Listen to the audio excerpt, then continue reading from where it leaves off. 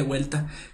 Sí, es que son unos temas bastante interesantes y de los cuales hay mucha documentación, mucho material, como en el caso del cine, el trabajo historiográfico y demás. Entonces por eso se gasta no tanto tiempo. Pues imagínense, el año pasado yo tenía todo el siglo XX en una sola clase, entonces por eso tocó partirlo y aún así sigue estando un poco largo. Entonces, porfa, me confirman ustedes allá que son tan bellas personas, sí. Sí que, si me escuchan y si me ven, porque pues empecé de una vez y no confirmé.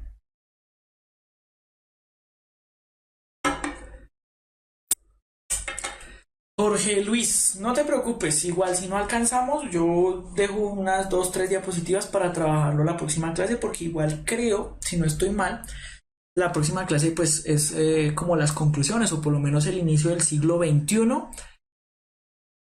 como parte de un desarrollo cronológico lineal de todos estos procesos. Entonces sí podemos trabajarlo y verlo ahí la conclusión.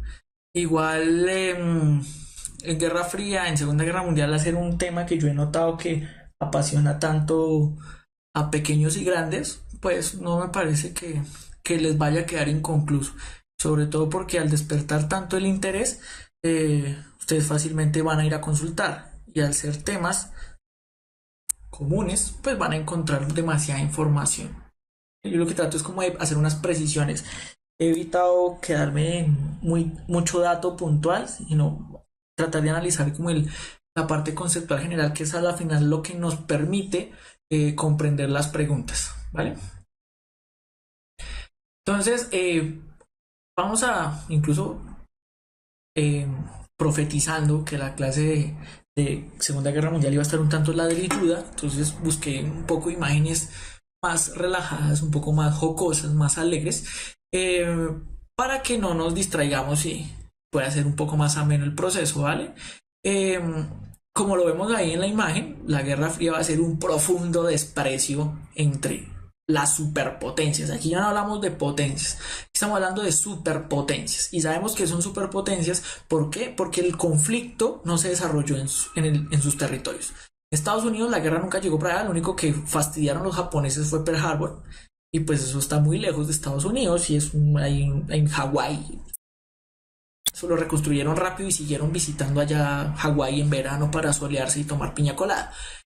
En el caso soviético, sabemos que la guerra se da principalmente en tres ciudades, todos del extremo occidental de la Unión Soviética, y pues la Unión Soviética hacia el otro lado, pues tiene muchísimo más territorio y parte de la industria y todas las actividades pues fundamentales para el desarrollo de la economía se trasladaron pues hacia el otro extremo o hacia el centro de Rusia, donde estaban pues obviamente protegidos por la distancia y por el capitán invierno. ¿Listo? Entonces por esto estas dos potencias son las que surgen como superpotencias. Son completamente antagónicas. Y entonces, ¿en qué estamos en un proceso? Si lo llevamos a la larga duración, vamos a ver que desde el descubrimiento de América, que no es descubrimiento, empieza un proceso, digámoslo así, de globalización. Se empieza a globalizar la cultura, se empieza a globalizar la economía, se empieza a globalizar la política. Vemos que los procesos de la revolución industrial nos generaron las ideologías tanto capitalista liberal como la socialista comunista, ¿cierto? Y por el caso de la revolución francesa también vamos a ver asociados como esos dos discursos se van ahí amalgamando y se van haciendo cada vez más fuertes, pero asimismo se nos hacen cada vez antagónicos y completamente contrarios. ¿Qué los une en la Segunda Guerra Mundial? El enemigo común. Entonces, este proceso en el que se empiezan a organizar las ideologías, la política, la economía, la cultura y demás, se va a concentrar para el momento antes de la Segunda Guerra Mundial en tres bloques: el bloque capitalista, el bloque socialista y el bloque fascista. ¿Qué es la Segunda Guerra Mundial? Dos contra uno. Dos bloques contra uno. Termina ganando el bloque de los dos, pues por balance de poder, por equilibrio, aunque vemos que el bloque fascista logra amargar bastante el momento, pero entonces termina la Segunda Guerra Mundial, sacamos de la jugada a uno de los tres, van a desaparecer como factor fundamental de la política y la economía internacional y van a quedar dos. Cuando se cae la Unión Soviética va a quedar uno. Y eso va a ser más preocupante todavía. Después vemos por qué. Entonces, en este sentido, vemos, es un profundo desprecio porque son completamente contrarios. O sea, por un lado, desde los cuentos del Renacimiento, el humanismo, pasando por las guerras religiosas, pasando por el imperialismo, las independencias, o sea, todo se va a recoger. Por eso es que la Guerra Fría tiene ese componente de ser tan llamativo, porque es que prácticamente toda la historia de la humanidad se va a recoger aquí y se va a polarizar en dos frentes, el bloque comunista y el bloque capitalista. O sea, estás en el uno o estás en el otro, y si no estás en eso, eres tercer mundo. Y esa denominación se va a quedar incluso viva entre nosotros para el día de hoy. ¿Sí? Eres capitalista, defiendes la propiedad privada, defiendes los privilegios de una clase social burgués, o eres socialista tirando a comunista, defiendes la dictadura del proletariado, defiendes la propiedad colectiva sobre los medios de producción. ¿Sí? Son completamente contrarias y excluyentes. O sea, son como los dos polos de un imán. O sea, es una cosa bastante compleja. ¿Vale? Vemos, vamos a ingresar a la Guerra Fría de esta manera. Entonces me encontré esta imagen que me llamó mucho la atención porque es una escena tomada de Civil War, ¿no? Capitán América Civil War. Cuando formas una alianza de países y luego la Unión Soviética forma su propia alianza, ahora todos quieren llamar la atención. Sí, se van a polarizar el mundo. Estados Unidos lidera por un lado, la Unión Soviética lidera por el otro lado. Como están temiendo, después de haber quedado con semejantes arsenales, después de la Segunda Guerra Mundial, pues van a temer que al ser ideologías tan contrarias, pues lo que sigue es una tercera guerra mundial que va a enfrentar a esos dos polos. Entonces se empiezan a preparar. Entonces cada uno empieza a manipular y a unir a su zona de influencia para tener un bloque, o sea, para no tener que defenderse solo en el caso de que la otra superpotencia quiera atacar. Entonces en el caso de Estados Unidos, por eso vemos la banderita azul, ya explico cuál es, de pronto algunos ya infirieron cuál es la organización, la organización del Tratado del Atlántico Norte, conocida como OTAN, o por sus siglas en inglés es la NATO. ¿Sí? La Organización del Tratado del Atlántico Norte, que va a incluir pues a Estados Unidos, a su hermano menor Canadá, y no más en América, porque pues en América nadie más vale la pena, y los países de la Europa Occidental, Inglaterra, Francia, Italia, la Alemania Federal, ¿sí? Principalmente. Entonces, la OTAN, porque nos estamos preparando por si los soviéticos, uno nunca sabe, de pronto les da por atacarnos. ¿Sí? Entonces, ¿qué van a hacer los soviéticos? Dicen, hey, esta gente se está organizando en un super equipo conocido como la OTAN, entonces nosotros vamos a crear el Pacto de Varsovia. Entonces, que va a unir a todos los países de la esfera socialista en un bloque militar, que es el Pacto de Varsovia. Entonces va a ser como la primera tensión así como de grandes bloques. Porque es que se ríen que digo que América nadie vale la pena. Es que para Estados Unidos en este campo no vale la pena en el sentido de que la OTAN, y para ahí me están diciendo, uy, Colombia se unió a la OTAN. Es socio global. ¿Qué es un socio global? Entonces te dejamos entrar a mirar, te dejamos entrar a recoger el reguero, puedes hacer el aseo, traen los tintos, pero como tal no eres miembro de la OTAN. Un mirón ahí, como el Smithers de la OTAN. Ve de cerca el poder, pero no lo posee. Eso viene a ser un socio global, ¿sí? O sea, los eternos lambiscones del poder. Porque el pacto de la OTAN solo permite pues, a Estados Unidos y Canadá y países de Europa Occidental. Así lo dice el tratado. O sea, por posición geográfica estamos mal. O sea, el tratado no nos permite entrar. Entonces tenemos este bloque. ¿Listo? OTAN, Pacto de Varsovia. Entonces empiezan a ir dos equipos en términos militares. Empieza a darse todo el desarrollo y se busca un equilibrio nuclear, porque pues ya vimos qué sucedió cuando Japón es el campo de pruebas de Estados Unidos para sus bombas nucleares. ¿Qué va a suceder? Esto tiene una historia bastante fea en relación a eso. O sea, cae Berlín en mayo del 45 y lo que van a pedir, lo que parece que es obvio, es que la Unión Soviética ayude a Estados Unidos pues a invadir Japón para sacarle la guerra. Estados Unidos dice, no es necesario, nosotros podemos solos. Y podemos solos es demostrar el poder que van a tener. O sea, vamos a demostrar en Japón que nosotros podemos. Y le van a decir al resto del mundo, vea, cómo es que nosotros recuperamos Japón y qué van a hacer. ¿Sí? Porque ellos ya estaban vislumbrando que iba a surgir una tensión con la Unión Soviética. Entonces, lo que sucedió en Japón no fue para hacer rendir a Japón. Japón se iba a rendir. Si los soviéticos entraban a invadir Japón, seguramente se rendía. O sea, Japón no tenía nada que hacer contra los aliados. Pero Estados Unidos vio el escenario en Japón como una forma de demostrar poder y poder nuclear. Es decir, hey, Unión Soviética, no te metas conmigo porque mira lo que tengo. Pues claro, todo el mundo quedó pasmado. Entonces la Unión Soviética va a empezar también desarrollos científicos para equiparar el poder nuclear de Estados Unidos. Y entonces empieza una carrera tecnológica, científica, militar, por crear cada vez, a ver quién tiene cada vez más poder destructivo. Incluso esta carrera en lo militar, en lo científico, en lo tecnológico, los va a llevar, valga la redundancia, la Guerra Fría al espacio. O sea, la carrera espacial es un escenario en el cual la ciencia, la tecnología y demás, porque pues aquí la lucha es por quién lo tiene más grande, va a ser demostrar quién conquista primero el espacio, quién tiene la mejor tecnología, quién tiene los mejores recursos, qué ideología es mejor, quién controla el espacio. Esta disputa la vamos a llevar incluso hasta los Juegos Olímpicos. Yo que decía también el año pasado, los Juegos Olímpicos, porque jugando fútbol son unas bolas completas, entonces nunca llega al Mundial de Fútbol. En los Juegos Olímpicos las disciplinas son variadas, entonces ahí así se pueden dar palo entre ellos. En cambio, el Mundial de Fútbol de cierta forma se mantuvo fuera de esta lógica disputa entre de Guerra Fría, porque pues ellos no saben jugar fútbol.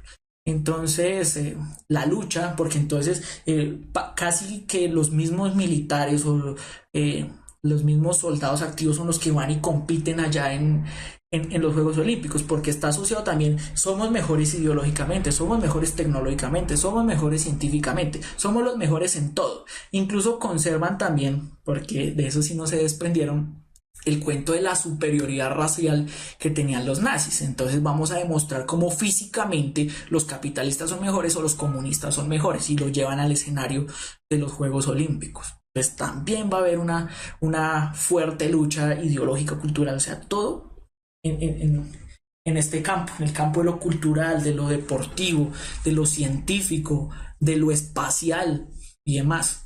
O sea, por ejemplo, la Guerra de las Galaxias o Star Trek o todo esto cuento de la ciencia ficción de esos judíos que se volaron de Alemania y se fueron a fundar las primeras industrias cinematográficas en Hollywood, California, pues se volvieron gringas y entonces utilizaron el cine para empezar a vender todo este cuento. O sea, los primeros enemigos de la ciencia ficción son los marcianos que vienen de un planeta rojo. Entonces vamos a ver cómo lo cultural va a ser muy importante en este asunto. La Guerra de las Galaxias. ¿Qué es la Guerra de las Galaxias? Es la guerra de la República contra el Imperio.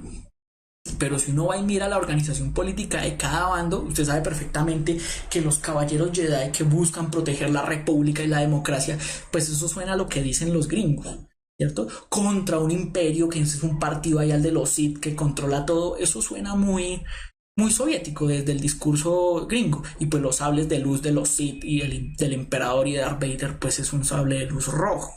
Entonces, todo esto empiezan a bombardearlo psicológicamente, subliminalmente, la ciencia ficción, la publicidad, la propaganda, el deporte, la guerra espacial, todo entra en esta lógica. Entonces es una guerra distinta. ¿Va a ser guerra fría? Pues porque ellos no van a entrar en una confrontación bélica directa, ellos no se van a dar plomo, o sea, se declaran la guerra mutuamente, no. Ellos van a tener unos escenarios de guerra, va a ser en el plano de lo cultural, en el plano de lo ideológico, en el plano científico, y las zonas donde va a ser militar, va a ser bajo lo que yo llamo bajo marionetas. ¿Sí? Entonces tenemos un país X y allá gobiernan los capitalistas.